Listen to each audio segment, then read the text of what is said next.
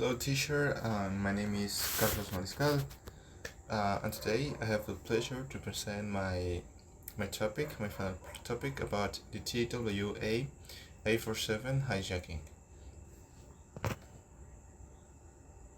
So I'm gonna do a little introduction to the topic, today's topic, and says Transworld Airlines Flight 847 was a flight from Cairo to San Diego, with en route stops in Athens, Rome, Boston, and Los Angeles. On the morning of June 14, 1985, Flight 847 was hijacked shortly after takeoff from Athens. The hijackers demanded the release of 700 Shia Muslims from Israeli custody and took the plane repeatedly to Beirut and Algiers. Later, Western analysis considered them members of the Hezbollah group, an allegation Hezbollah rejects.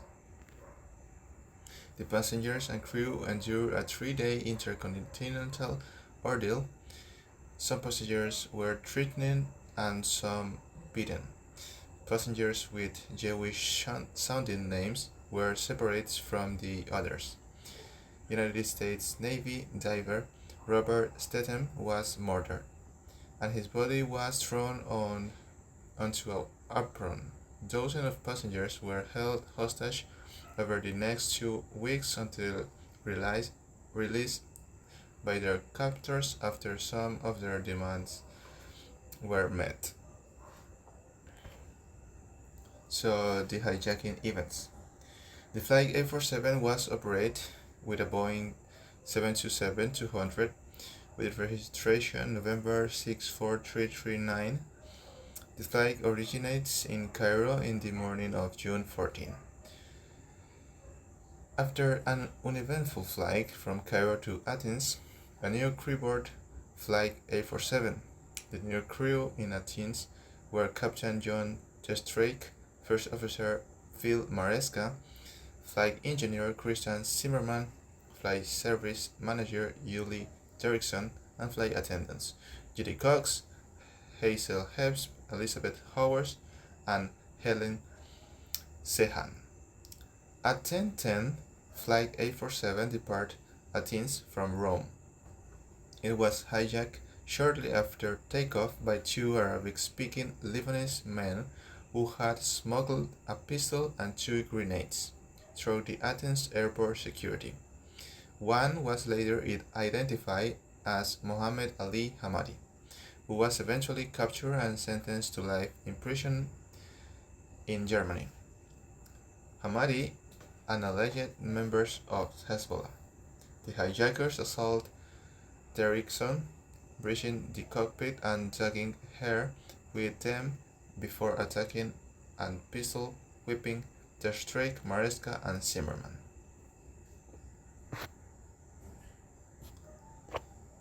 So, the aftermath. The iconic image of this hijacking was a photograph showing a gun being held in the area of Captain Testrake's head, sticking out of the cockpit window, while he and the other pilots were being interviewed by ABC News reporter Charles Glass.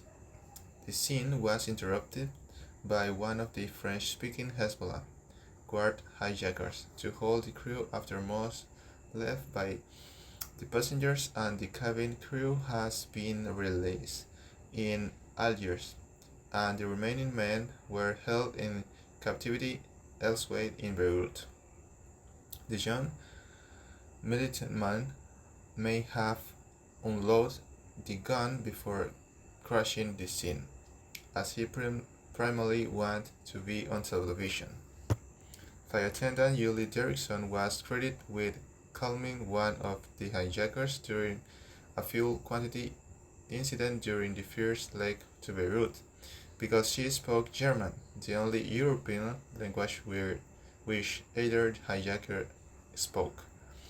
Notably, she interrupted an attempt to end the hijacking in Algiers when airport official refused to refuel the plane without payment by offering her own Shell oil credit card, which was used to charge about 5,500 for 2000 for 22,700 liters, 6,000 gallons of jet fuel, for which she was reimbursed.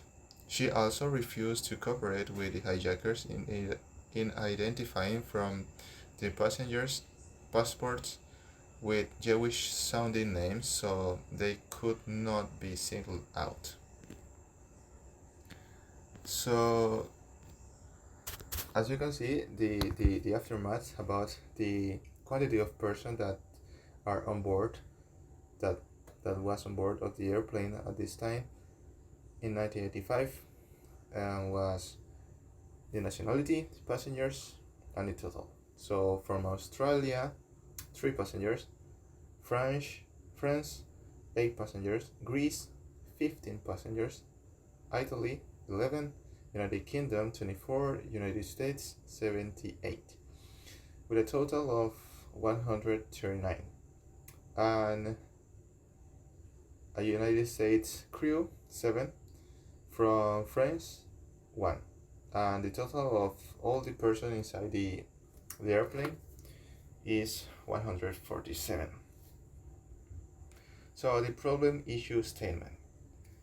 So the problem issue here, I can talk about the problem during this hijacking is the fact that these 2 hijackers managed to enter a plane armed with pistols and grenades, and who knows what other weapons, with a considerable number of passengers on board.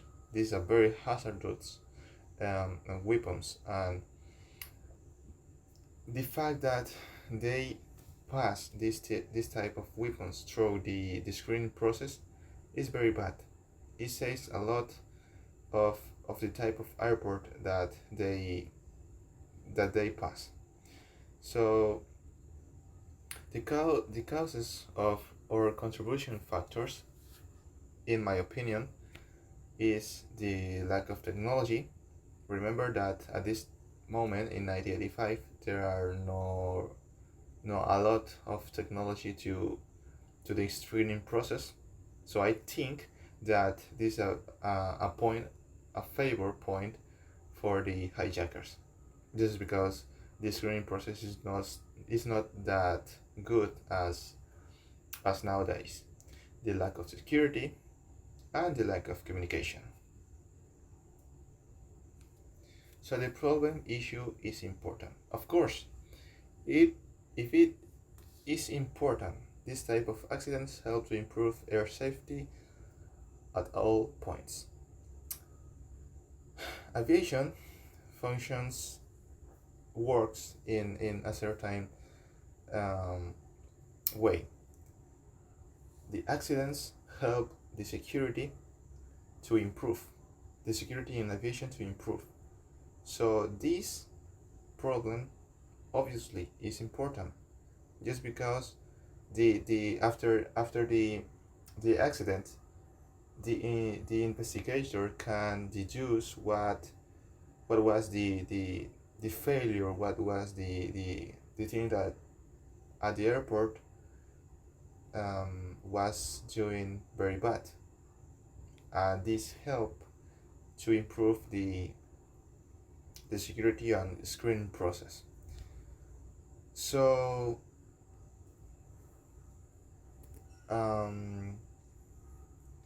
I think if this problem wasn't solved, it can be occurred more plane hijackings. This is because I say later, the technology is not at advanced nowadays, and the people can carry pistols and grenades without getting detection in the screening process. A higher number of deaths, of fatal accidents, and decrease in air traffic. It's just because decrease in air traffic because the people when they say this type of hijacking, the people felt very very frightened and scared about to fly, and this is very bad. So the corrective action or an alternative action. So constantly innovates baggage screening process. I got advantage such as quick detect any type of weapon or substance dangerous to the safety of passengers and crew, less probability of plane hijackings, and greater air safety. And I have two disadvantages, that is development failures can happen due to the novelty of security platforms and greater pressure by airlines toward customers and greater restriction on luggage. So the develop of correction action or an alternative action is very important in aviation. I think it's very important just because if the if the investigation if the investigators um, understand what the situation is happening in the certain time during the flight, or they deduce what was the weak points of security, they can develop and get more more powerful type of screening process, and, and improve every day. So my recommendation to all airline and airport companies, keep innovating about the security process that are taken for passengers and baggage. So my advantage, obviously aviation security in all aspects will be exponentially improved. Passengers will be safer knowing that the security process is getting even better due to innovation. And I all I also have a disadvantage, that was the cost of improving the safety of aviation, the cost of improving the screening process, the cost of adding new technologies. So implementing new technologies and procedures for airport screening can be expensive, obviously. Purchasing and maintaining advanced equipment, training personnel, and upgrading infrastructure can incur significant costs. This expense may ultimately be passed on to travelers through increased ticket price or additional fees. So, with the final point, I will say that I was very attracted to this topic just because the the fact that they hijack an airplane. I I I I I read and I understand that the hijacking tour, like 15 days, is the longest hijacking in the history of aviation in the world, and this is very very. I think this hijack help a lot to improve, to innovate all the screening process in the airport or the security in the airport. And that was all. Thank you, and I hope to you that this topic is and this speech is very good. Thank you.